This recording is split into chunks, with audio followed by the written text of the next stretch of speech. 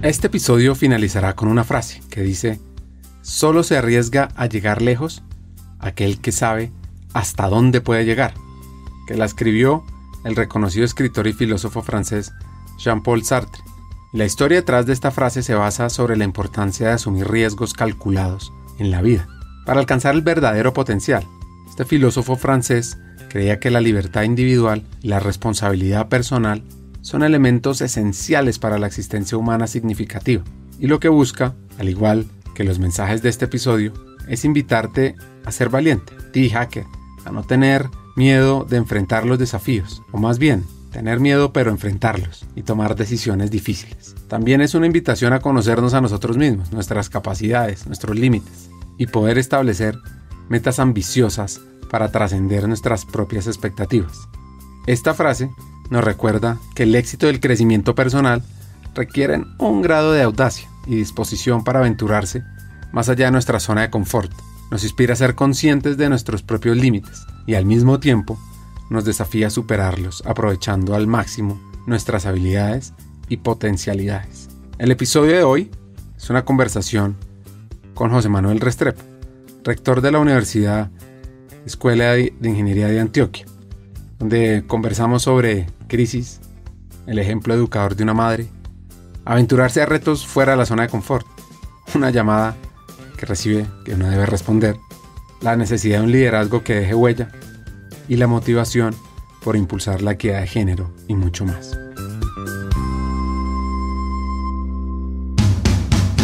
Bienvenidos a Hackers del Talento, el podcast que busca cambiar el juego por lo humano. Creemos en una América Latina más competitiva, inclusiva, equitativa y próspera, donde las personas sean el centro del mundo laboral. Nos motiva el talento como el motor de cambio y por eso estamos aquí, para ser la fuente de inspiración, unión, colaboración, aprendizaje, debate y acción para la comunidad de people, de talento, de HR.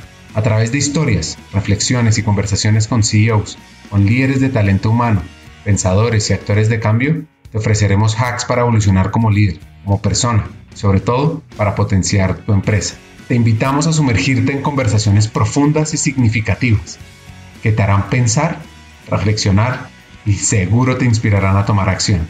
Únete a nosotros en este viaje para hackear el talento y juntos cambiemos el juego por lo humano, por un futuro más justo y próspero.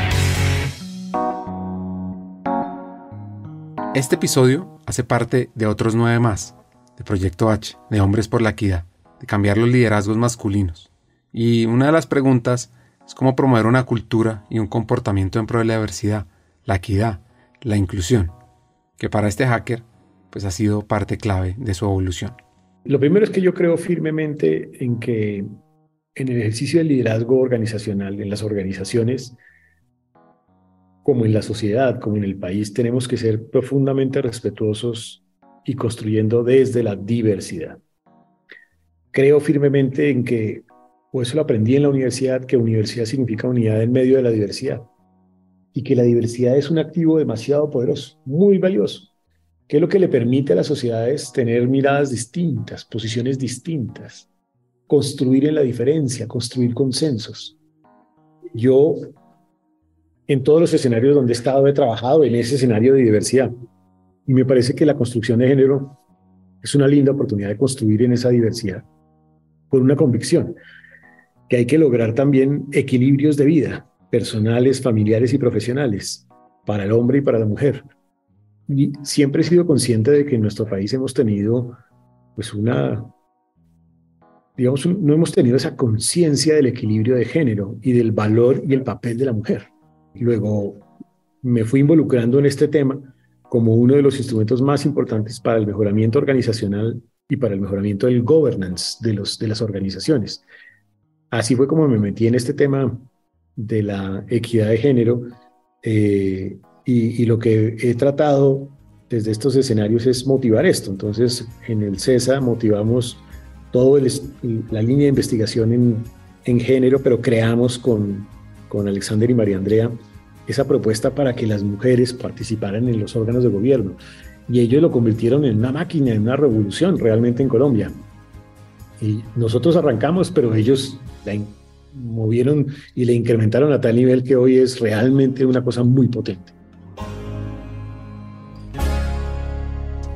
Antes de profundizar sobre su visión del talento, la equidad, la educación y el desarrollo, José Manuel nos cuenta sobre su padre, sobre su mamá, quien también marcó la vida de muchos jóvenes. Mis papás son una familia, yo diría que común y corriente. Mi papá murió, de hecho, en el 2005, como a los 66 años, muy joven. Mi mamá es una maestra, fue educadora toda su vida, fue profesora de inglés en muchos colegios de Bogotá y muchas personas ya adultas la reconocen como una gran profesora de inglés. Mi papá se dedicó a la finca raíz. Mi papá no estudió carrera. De hecho, en mi familia yo sería como pues mis abuelos sí estudiaron, mis papás no, yo sí, obviamente. Y entonces él se dedicó toda su vida a la finca raíz. Yo digo que vivió y murió gracias a la finca raíz. Vivió porque, pues en buena medida, los ingresos venían de allí. Y digo que murió porque murió económicamente muy golpeado, quebrado, si se quiere. Digo yo gracias a la finca raíz. Entonces murió y vivió por la finca raíz. Y mi mamá todavía vive. Es una mujer muy especial, una mujer muy luchadora, la verdad. Sacó adelante la familia. Mi familia vivió momentos económicamente difíciles cuando yo era chiquito. Y a ella le tocaba hacer mochas y panochas, todo tipo de maromas para sostener la familia. Incluso recuerdo perfectamente, y es parte de esos recuerdos, ella traía unas naranjas de la finca de mis abuelos y ella las bajaba, las metía en un bulto y las vendía. Y con eso vivíamos. En parte, seguramente la comida, no sé. Entonces le tocó muy luchado, la verdad.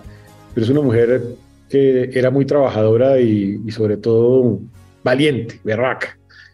De pronto se parece a mi hija María en eso, que también es una mujer valiente. Como bien dijo el economista y premio Nobel Muhammad Yunus, el ahorro nos libera de la esclavitud del gasto compulsivo y nos da la oportunidad de invertir en nuestro futuro. A mí me parece que es una mujer, de verdad, una mujer que sacó adelante. Mi papá le costaba más trabajo porque venía de una familia que tenía plata. No es fácil venir de una familia con plata a no tenerla. Mi mamá venía de una familia pues más grande, entonces no tenía tanta plata, pero sobre todo tenía una enorme capacidad de trabajo. Y hoy me encuentro con que tuvo incluso capacidad de ahorro en momentos difíciles, porque ahorraba todo, es muy ahorradora. Un maestro es un arquitecto de futuro, que construye cimientos sólidos en las mentes y corazones de los alumnos. Es un artista pintando pizarras llenas de conocimiento y experiencias que abrirán puertas infinitas de posibilidades a los estudiantes. También es un narrador de historias, compartiendo sabiduría y valores que inspiran a sus alumnos a convertirse en personas íntegras y compasivas. Es un facilitador de conversaciones profundas entre los estudiantes. Y en palabras del educador Paulo Freire, enseñar no es transferir conocimiento, sino crear las posibilidades para su propia producción o construcción. La vida de José, este hacker colombiano, está ligada a la educación. Pues mi tía abuela fue fundadora del Gimnasio Femenino, un colegio pues muy importante en Bogotá. Mi mamá fue educadora, profesora de inglés. Mis abuelos también eran profesores universitarios. Tuve después pues en mi casa mi hermano es educador, hoy en día de colegio. Yo me dediqué a la educación superior. Luego vengo de una familia de educadores. Y yo creo que eso lo aprende uno en la casa, porque cuando la mamá trae ese espíritu de cultura, de sabiduría, del valor de formar, de la manera como uno interactúa con los jóvenes, yo creo que uno aprende eso. Y a ella la saludaban muchísimo, me acuerdo, sus alumnas en la calle. Le decían teacher Anita porque era la teacher Anita. Y la querían mucho y eso a uno le impresiona. Yo creo que la educación es una profesión, además de ser una vocación, y ella tenía la vocación, ejerció la profesión y sus alumnos la recuerdan, sus alumnos la recuerdan con mucho cariño. Alumnos también porque fue profesora del Gimnasio Boston, otro colegio de Bogotá.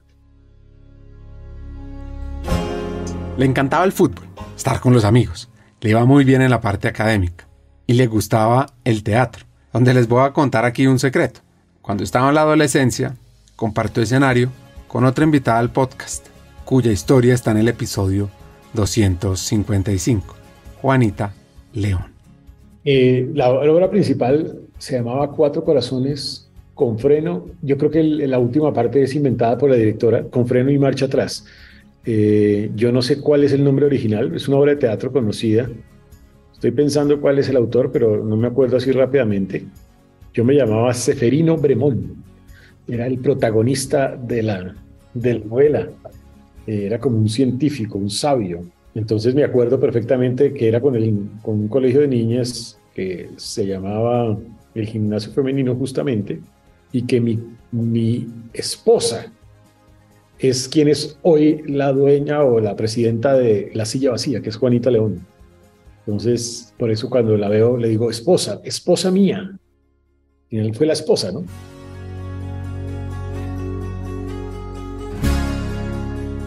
Un momento que lo marcó sucedió cuando se graduó. Parte de la situación económica y de la cual también me siento orgulloso es que yo estuve becado prácticamente todo el colegio por necesidad económica. De hecho, incluso ni siquiera tuve plata con que ir al viaje que hacía uno en 11, que en ese caso era San Andrés y Providencia. Mis amigos me ayudaron a poder ir, entonces yo fui gracias a ellos realmente. Y pues mi ceremonia de grado fue muy emocionante porque mi papá cuando me dio un abrazo él era muy sentimental, entonces lloraba mucho. Entonces lloró en ese momento. Yo no soy tan sentimental, o quizás soy de pronto un equilibrio entre razón y sentimiento, pero él era muy sentimental. En eso se parece quizá a mi segundo hijo. Y entonces me acuerdo perfectamente de ese momento porque para él era una realización. Realmente era muy importante poder haber graduado a su hijo en medio de difíciles circunstancias económicas. Luego ese tal vez era el momento que quería acordar. Estuvo pensando en administración, derecho, economía. Decidió ir a la Universidad del Rosario a estudiar economía. Y entré al Rosario y entré a un grupito muy pequeño porque era un programa de economía muy chiquito, unos 7, 8 estudiantes por ahí. Y ahí vino, digamos, el momento de la universidad. Un momento en donde me acuerdo también de la primera vez que me rajaron, porque en el colegio nunca nadie lo logró, pero en la universidad sí, en la clase de economía. Tal vez la profesora Blanca. La profesora era como cuchilla. Todavía me acuerdo el nombre, imagínense.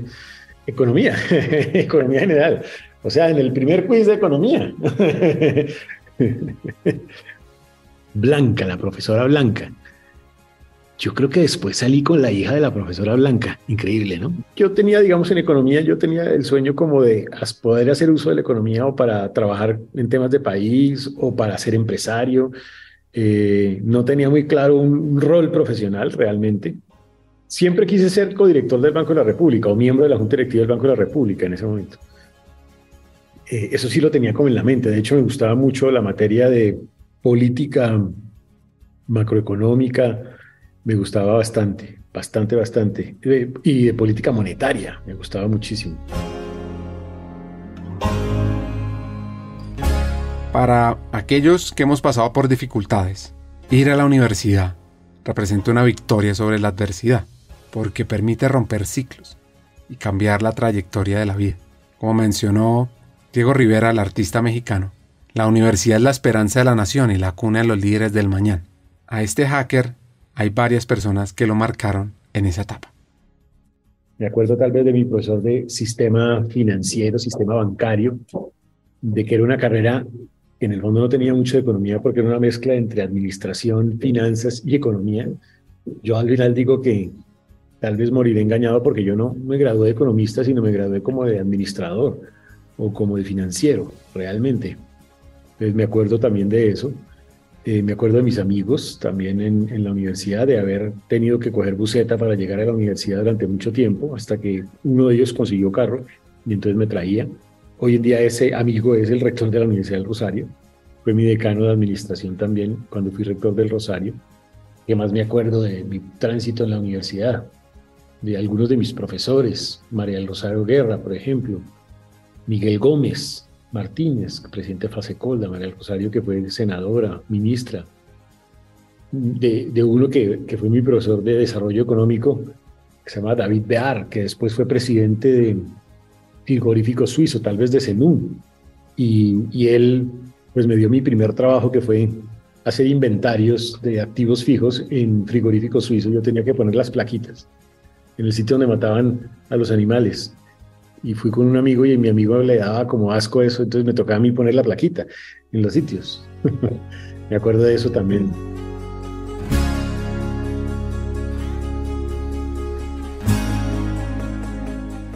El camino político pasó antes de graduarse. Y ojo al reto que le pusieron.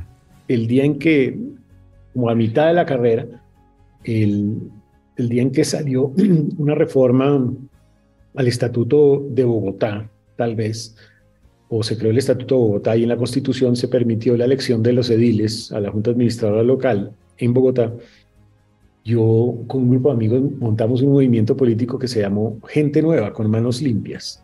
Con manos limpias era el logo, el lema. Y creamos un movimiento para aspirar a ser ediles en Bogotá. Y yo fui elegido edil en Chapinero. Yo iba de segundo de una persona, que era un buen amigo, se llama Enrique Rueda, que fue elegido en primer renglón y después yo asumí como en la mitad esa condición de ser edil. Y ahí estuve un tiempo y después alguien llamó del Congreso de la República, la universidad pidió un candidato para trabajar en la Comisión Asesora Económica y yo fui y trabajé en la Comisión Económica como profesional. Entonces, esos fueron trabajos antes de haber terminado la carrera. Digamos que el primer trabajo, sí, formal después de la carrera fue el que te dije. Yo me gradué de economista, y cuando terminé la carrera, me acuerdo que el rector de la universidad, que era Mario Suárez Melo, en un acto de irresponsabilidad de él, y con las vueltas que da la vida, fue mi jefe y después yo fui jefe de él, porque cuando él era presidente de Bancoldes yo era ministro de Comercio, cuando él era rector del Rosario yo era lo que voy a decir a continuación, y es que me dijo, no, quiero que me montes una unidad de asesoría empresarial, como la unidad de consultoría de la Universidad del Rosario que no existía. Yo creé la unidad de consultoría, se llamó la unidad de asesoría empresarial. Y esa unidad de asesoría empresarial, pues hoy en día es muy importante en la universidad. Pero más importante que eso, estando de gerente de la unidad de asesoría empresarial un mes, un día me llamó el rector del Rosario, Mario Suárez, y me dijo, encárguese de la vicerrectoría financiera. O sea, a esa edad, y el irresponsable fue él, ¿no? Yo por aceptar, pero él por ofrecer. Yo dije que sí, pues yo ya estaba tomando mi especialización en finanzas, había tenido pregrado. Perfecto. Entonces arranqué. Lo que nunca me dijo era que los libros de contabilidad de la universidad estaban retrasados 8 años. Todas las declaraciones impositivas se presentaban estimadas. Eso es una locura. Pero así fue. Y eso pues significó que me tocó poner al día toda la contabilidad, crear una unidad de tesorería, crear cartera, crear crédito, crear realmente una unidad financiera en una universidad. A esa edad, sí. Entonces yo estuve ahí casi 2 años y yo no me había graduado porque no tenía tiempo. Hasta que al fin me gradué y entonces me fui a estudiar mi maestría al exterior. Primero me fui a estudiar inglés y después mi maestría en London School of Economics. Importante decir que esa maestría, que en simultánea con eso me ofrecieron un cargo financiero en una compañía, del grupo empresarial antioqueño, del sector de cacao, una compañía pequeña de chocolates. Chistosamente o curiosamente, pues cuando me lo ofrecieron ya tenía pues decidido y aceptado mi estudio en London School of Economics de mi maestría en economía, así que un día me acuerdo hablar con el presidente tal vez era el presidente de la Compañía Nacional de Chocolates y le dije pues que no aceptaba esa gerencia financiera porque me iba a estudiar a otro lado. Y así fue. Entonces, esa es otra historia, que tomé la decisión, perdón, de no aceptar un cargo importante por irme a mi sueño, que era estudiar en el exterior.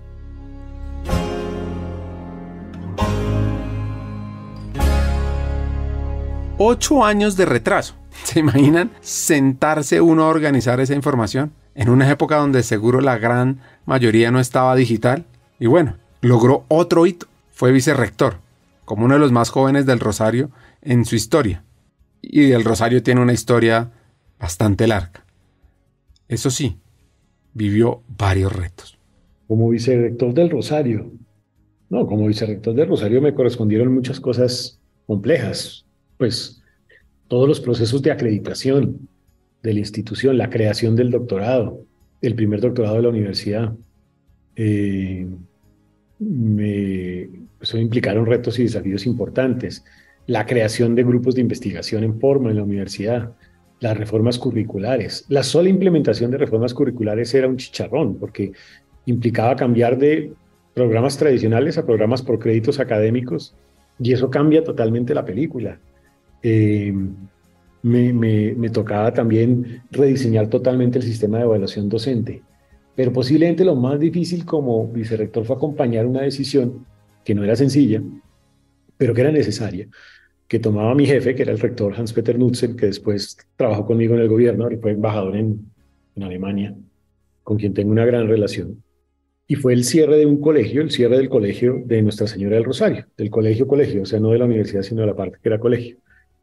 Y tocaba cerrarlo porque, entre otras, además, llegó un momento en donde entraban 17, 20 jóvenes y salían, cuando se graduaban, 170. O sea, es un colegio que se había disminuido, apocado. Ya no era sostenible. Y simultáneamente la universidad necesitaba recursos para financiar sus nuevos doctorados, sus nuevas maestrías.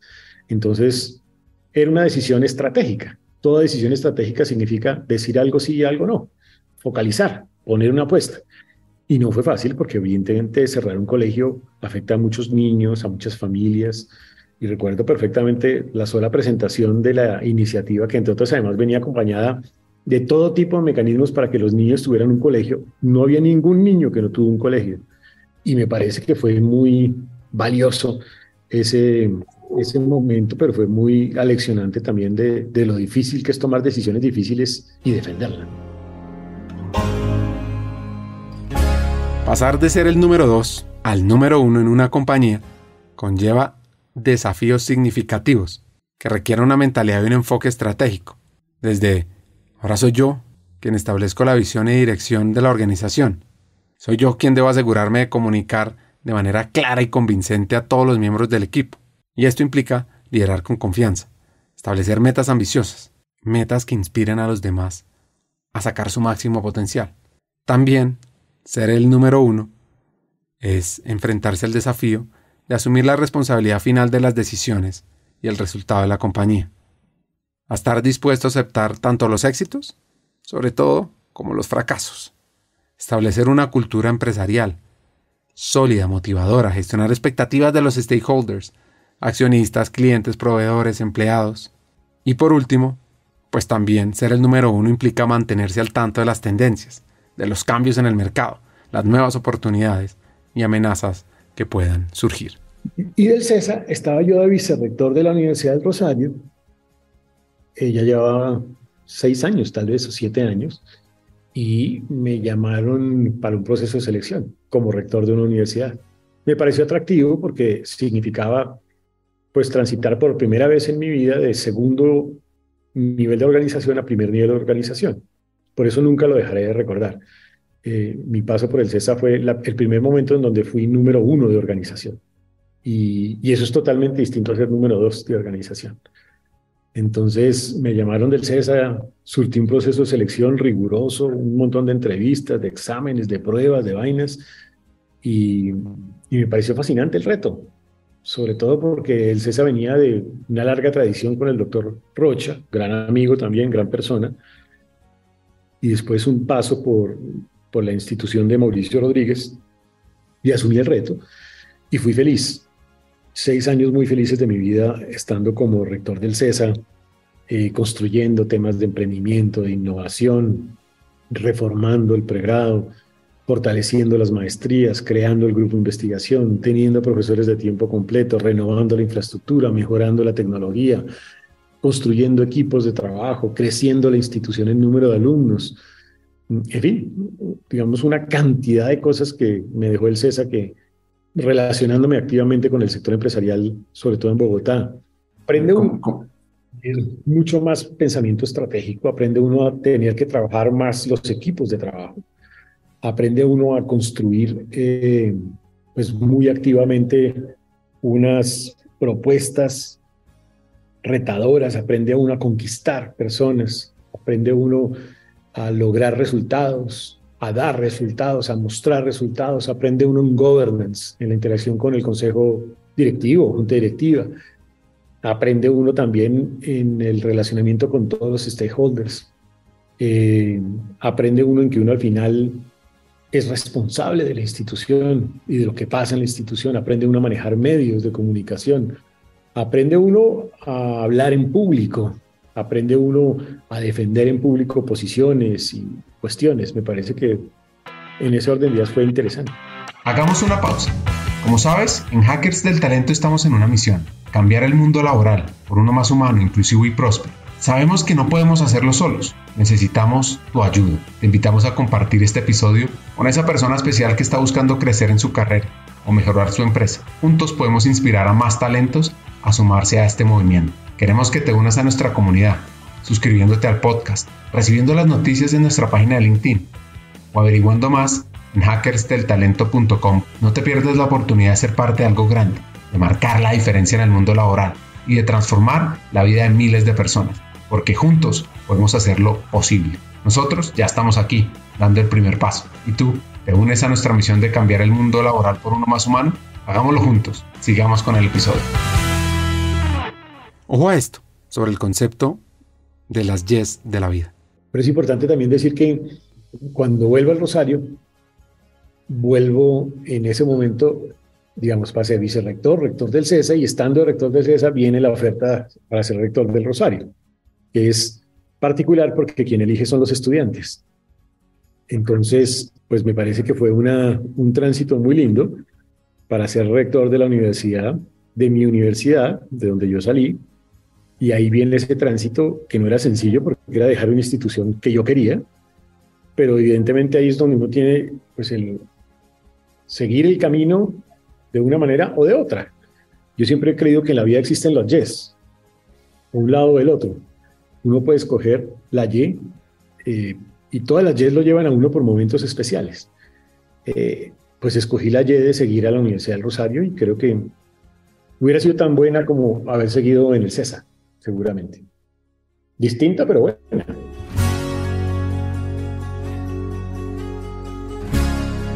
Estando en la universidad, suena el teléfono de una persona que no esperaba y debía contestar. Me llama una vez el presidente electo, que yo no conocía, lo había visto en un programa de televisión que me invitó a una Misanín para hablar sobre economía en un programa que se titulaba Polos Opuestos. Me llama él, perdón, en ese programa de televisión él anotó mi celular, yo anoté el de él, y lo anoté, Iván Duque, senador. Y ya él, siendo presidente electo, me llamó antes de posesionarse. Yo vi la llamada de Iván Duque, senador, me asustó un poquito, pues porque no esperaba esa llamada, la verdad. Después le contesté la llamada y ahí él me hizo una pregunta, una única pregunta. Me dijo algo así como: rector, quiero saber si puedo contar con usted. Y le dije: presidente, usted siempre puede contar con el rector del Rosario, porque usted es patrono de la universidad. Y él me dijo después algo que era obvio que iba a decir eso. No me está entendiendo lo que le estoy preguntando. Obvio que le estaba entendiendo lo que me estaba preguntando. Entonces le dije: sí, presidente, cuente conmigo para lo que usted considere, y más adelante pues se hace la llamada para ofrecer el Ministerio de Comercio, Industria y Turismo, y ahí termino de ministro de Comercio, Industria y Turismo. Un tránsito que no era fácil porque pues estaba ya a puertas de terminar mi primer periodo como rector del Rosario, venía el segundo, venía un proceso de elección, yo creo que hubiera seguido seguramente 4 años, pero pues era un sueño también poder estar en un ejercicio de gobierno, y por esas cosas del destino se presentan esas oportunidades once in your life, una vez en la vida, y se presentó, la tomé, y pues fue complejo por ser ministro, porque ser ministro siempre es complejo, pero fue más complejo porque fue en pandemia y yo era el responsable del sector productivo, porque el ministro de Comercio, Industria y Turismo responde por la totalidad del sector productivo, entonces no era sencillo pues responder por un sector productivo en un momento tan difícil para el sector productivo.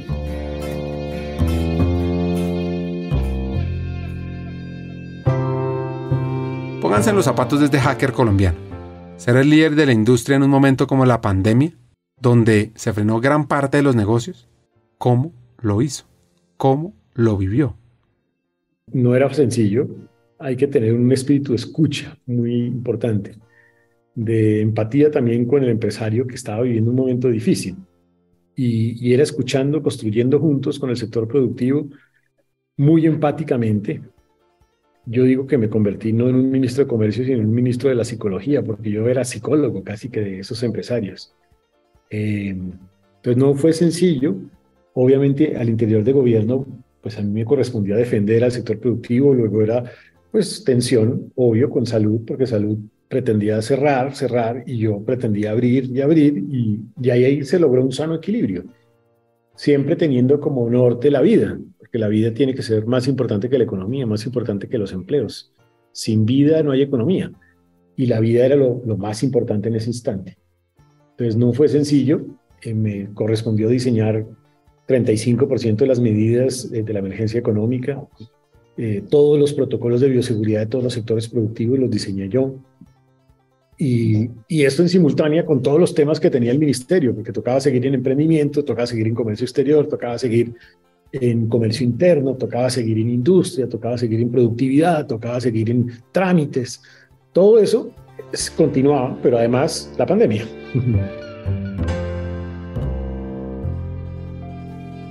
Pensando irse al sector privado, vuelve y suena el teléfono.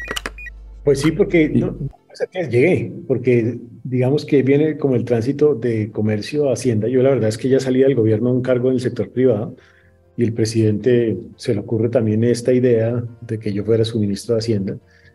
Yo no esperaba eso, nunca lo esperé, ni estaba buscándolo tampoco. Yo iba, insisto, para otro lado. Y bueno, en un momento muy difícil, no era sencillo aceptar eso tampoco, porque era un momento muy complejo de la vida del país, y porque el paso inicial y central que yo tenía que lograr era aprobar una reforma tributaria, y no era fácil, una reforma tributaria en ese instante. Pues bien, me lanzo yo en esa vaca loca, y arrancamos con la reforma tributaria, transitamos esa reforma tributaria, logramos una reforma consensuada, equilibrada, con componente social, de reactivación económica, recorriendo toda Colombia, siendo un ministro de Hacienda con corazón, atípico. Y después ya arrancamos otros temas de sostenibilidad, lanzamos los primeros bonos verdes soberanos de Colombia, nos lanzamos en la taxonomía verde para hacer transición y financiamiento verde, logramos la operación ISA Ecopetrol, que fue una operación billonaria que permitió que Colombia tuviera recursos para sortear la salida de la pandemia, crecimiento récord en el 2021, crecimiento récord en el 2022, recuperación de la totalidad del empleo perdido en pandemia, de la equidad que se perdió en pandemia, retornamos a los niveles de pobreza monetaria, de pobreza multidimensional que teníamos antes de pandemia, recuperamos 1.4 millones de personas de la pobreza extrema después de haber tenido la pandemia. En fin, sorteamos un momento difícil, y fue ese, sí, sin duda alguna, otro momento aleccionante y de mucho aprendizaje. Su pasión, como lo hemos oído a lo largo del episodio, ha sido ser educador, así que decidió aceptar la posición en la que está hoy, como rector en la Universidad Escuela de Ingeniería de Antioquia. Y uno de los temas que valora es la equidad, la diversidad, la inclusión. Por supuesto que un ejemplo claro ha sido su madre, y también varias más. Sí, o de mi señora, que también es una mujer a la que yo admiro profundamente. Es una mujer emprendedora hecha pulso, porque finalmente trabajó muchos años en una gran firma de abogados y después creó su propia firma. Pero ella es emprendedora, ella iba a la Superintendencia de Industria y Comercio y ahí en la calle recogía clientes. Y así arrancó su compañía, y hoy en día esa es su compañía, y eso lo combina con un organismo internacional donde trabaja temas de género también. Ella me fue enseñando sobre el valor de la mujer. Yo creo firmemente en el valor de la mujer. Después, cuando tuve mi hija, me enamoré también de la potencia que uno tiene cuando motiva a las mujeres a lograr grandes retos. Y mi hija, siempre recuerdo, le leí mucho tiempo el libro tal vez de Mujeres Valientes, porque creo que la mujer es una persona valiente y puede ser muy valiente cuando uno la motiva a hacer a eso, a grandes retos, a grandes desafíos. Nada le puede quedar pequeño a una mujer. Entonces, de pronto, de esos tres ejemplos de coraje y de valentía, aprendí que la mujer tiene que ser protagónica en la vida de una organización. En el libro Proyecto H, el título de su capítulo lo llamó Sin miedo, liderazgo para dejar huella. ¿Cómo es eso? Yo creo que el liderazgo tiene dos condiciones, dos requisitos sine qua non. Uno es ser valiente, ser corajudo, y el otro es ser feliz. Entonces aquí privilegiamos tal vez el ser corajudo, y ser corajudo significa defender posiciones, ser impopular, si se quiere, transformar asumiendo riesgos y enfrentando intereses, innovar, que es difícil, actuar con integridad, con sentido ético, pero también ser felices y disfrutar los momentos, cada momento, disfrutar la red de relaciones, disfrutar los logros, disfrutar la gratitud, disfrutar el encuentro con lo distinto, la creación. Y me parece que ambos, la valentía y la felicidad, construyen lo que yo llamo un liderazgo que trasciende. Por eso se subtitula liderazgo para dejar huella, porque creo que trascender es dejar huella, es mirar atrás y descubrir que algo se ha construido a lo largo del camino, que se ha dejado un legado, un mensaje, un aprendizaje. Por eso en el fondo soy maestro también, porque creo que en el ejercicio de profesor también se construye con huella y se actúa valientemente también y se enseña a ser impopular a los jóvenes y a tomar posiciones, a construir proyectos de vida personales basados en las fortalezas y no en las debilidades, a entender que cada uno de nosotros es distinto, que no podemos terminar comiendo lo mismo, oyendo la misma música, leyendo el mismo libro, porque nos convertimos en seres intercambiables y un ser intercambiable no tiene diferencia, no tiene valor. Entonces me parece que ahí hay una linda oportunidad para aprender. Porque desafortunadamente en nuestra sociedad en muchos casos prima el bien particular sobre el bien común. Entonces prima más mi interés particular, mi interés de poder, de prestigio, de dinero, de avanzar, de figurar, y no el interés colectivo. Yo, la verdad, personalmente me he caracterizado como una persona que no le interesa tanto su brillo personal, sino el brillo colectivo. Y creo firmemente en el bien común por encima del bien particular. Hay veces cuando privilegiamos el bien particular, claro, logramos nosotros algo para nosotros mismos, pero se nos olvida que nosotros somos los demás de los demás y en la medida en que hagamos algo por los demás, hacemos algo por nosotros mismos, porque como lo dije antes, cada uno de nosotros somos los demás de los demás. Entonces nos corresponde, nos obliga ese compromiso de pensar en el otro, de pensar en el bien común y no en el bien particular.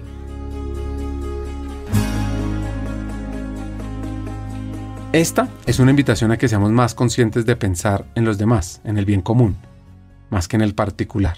Y José Manuel creó un acrónimo llamado Magia Plena. Yo lo uso yo tengo unas charlas sobre liderazgo justamente basado en la felicidad y en la valentía para trascender y otra para jóvenes de liderazgo propiamente dicho, pues oyendo, escuchando. Tengo un gran amigo, San Juan Pablo Neira, que aborda el tema de la magia y de ahí me dijo, yo me puse a reflexionar y dije, hombre, ahí hay una linda palabra para construir el ejercicio de liderazgo. Pero yo le fui agregando cositas, entonces le agregué la magia plena. Una magia plena donde hay motivación, donde hay actitud, donde hay gente, donde hay imaginación, donde hay acción, donde hay pasión, donde hay libertad, donde hay espiritualidad o trascendencia, donde hay autenticidad o naturalidad y donde hay amor al final del camino.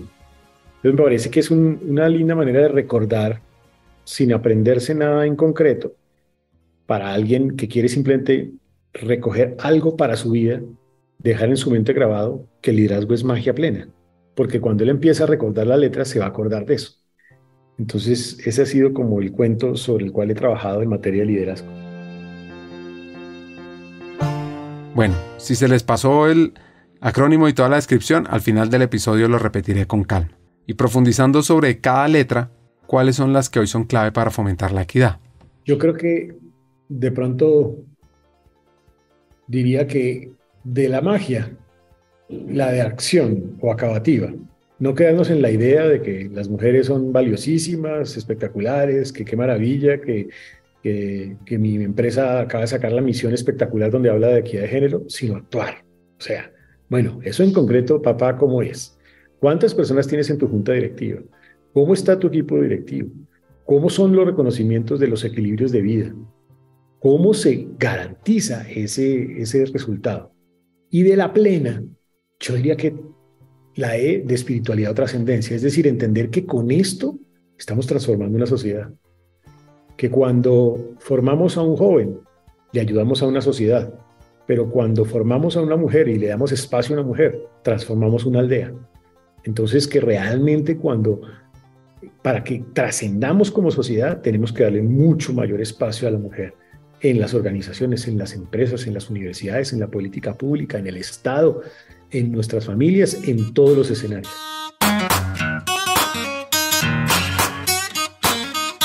En la evolución del liderazgo está en que cada uno de nosotros tengamos un balance entre lo femenino y lo masculino, lo emocional, lo racional. Yo me he hecho pruebas esas psicológicas que le hacen a uno cuando lo vinculan a organizaciones, aunque pocas veces me la han hecho para un cargo, pero yo he visto que en mi vida he evolucionado con esas pruebas y que de haber sido una persona profundamente racional, casi que el lado izquierdo, con el tiempo le he metido mucho de derecho o del lado pasional, como dices tú, del lado del amor. Y hoy estoy convencido que es en el equilibrio donde uno logra el mejor ejercicio del liderazgo. Entonces, por ejemplo, yo estoy hoy convencido de que la educación no puede ser solamente el objetivo de ella, el indicador, el ranking, el número, la evaluación, la prueba. Que la educación exitosa es pasión, es felicidad, es libertad, es ética, es responsabilidad, es esas otras cosas que no son medibles, no son objetivas, son subjetivas. Y si uno no logra ese equilibrio, puede formar profesionales muy buenos, pero no sobresalientes. Porque la diferencia entre ser bueno y sobresaliente está más en el lado soft que en el lado hard. El lado hard es necesario, uno tiene que ser berraco, tiene que formarse bien, tiene que estudiar y tal, pero tiene que tener ese otro componente de inteligencia social que permite que las personas transiten de lo bueno a lo sobresaliente. ¿Cómo generar esa transformación en la organización de cada uno de nuestros oyentes, de los hackers del talento? Primero, hacer evidente el problema. O sea, a través de las universidades, a través de los espacios donde uno pueda, yo lo hice, por ejemplo, en el Ministerio de Comercio y en Hacienda, hacer evidente la problemática. Y habiendo hecho eso, el siguiente paso es formar esas generaciones para esos escenarios directivos, que es lo que hace el CESA y por eso se crea, y yo participo en la creación de ese grupo. Pero después de eso, hay que avanzar también a que demos ejemplo. Dicen que el ejemplo no es la mejor manera de aprender, es la única. Entonces hay que dar ejemplo desde donde estemos, desde el ejercicio público. Yo, la totalidad de las organizaciones que he presidido como número 1, las he certificado como entidades EFR, o sea, entidad familiarmente responsable o conciliación de trabajo, vida y profesión. Y eso ha sido fascinante, porque envías un mensaje. A mí me importa eso, me importa ese equilibrio de vida, me importa la participación de la mujer, me importa el reconocimiento a ella. Luego, creo que el ejemplo es un camino. Y habiendo hecho el ejemplo, pues convertirse en preacher, en predicador permanente de esto como una revolución. Pues garantizando, como tú decías al inicio, que este ya no sea un tema. Que de pronto en ese momento el tema sea cómo lograr que la gente deje de trabajar el lunes y todo siga igual. Por poner un ejemplo. Pero si esto sigue siendo tema, es porque todavía es un problema. Un mensaje para las mujeres. Primero, que se crean el cuento. Yo creo que hay muchas mujeres que se lo creen, pero muchas que no se lo creen. Que son capaces, que son valientes, que se apuesten, que se arriesguen, que sigan luchando por ese cometido y que nos unamos juntos en esta revolución, los que creemos en ella y ellas mismas, para abrir estos espacios, para insistir en estos espacios, para insistir en estas transformaciones. Pero el primer paso es que se lo crean, que ellas son tan o más que muchos de sus colegas que participan en estos órganos de dirección o de gobierno. A ti que nos estás escuchando, te pregunto, ¿quieres convertirte en un líder excepcional de talento humano en América Latina? Pues en Hackers del Talento LATAM, nuestra misión es formar a los futuros líderes estratégicos, tecnológicos y transformadores del mundo empresarial, que sean ejemplo de la humanización de las empresas. Así que te invito a unirte a nosotros y te invito a aplicar a nuestra academia Hackers del Talento LATAM. donde podrás invertir en tu crecimiento personal y en tu evolución como líder de talento. Este programa pionero en la región ha formado ya a cientos de futuros líderes en los últimos 2 años, de compañías extraordinarias. Así que te preguntarás, ¿por qué la academia es la mejor opción para mí? Pues hay 4 razones: profesores, estudiantes, contenido y metodología. La primera, los hackers de talento serán tus profesores.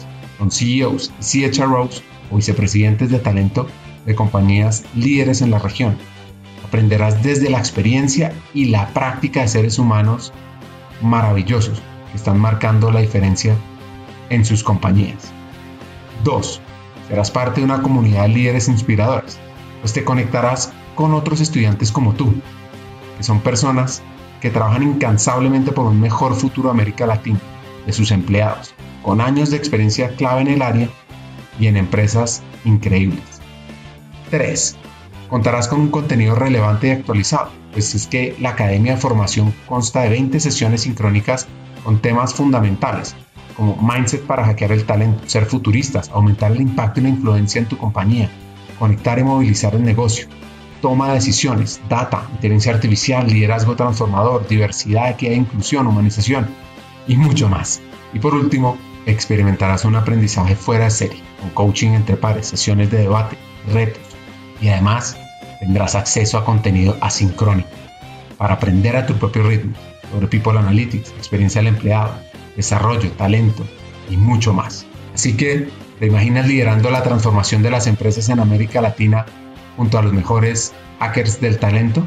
Únete a nuestra Academia de Formación y sé el cambio que quieres ver en el mundo empresarial. Aplica ahora en nuestra página web hackersdeltalento.com y conviértete en ese hacker del talento que siempre has querido ser.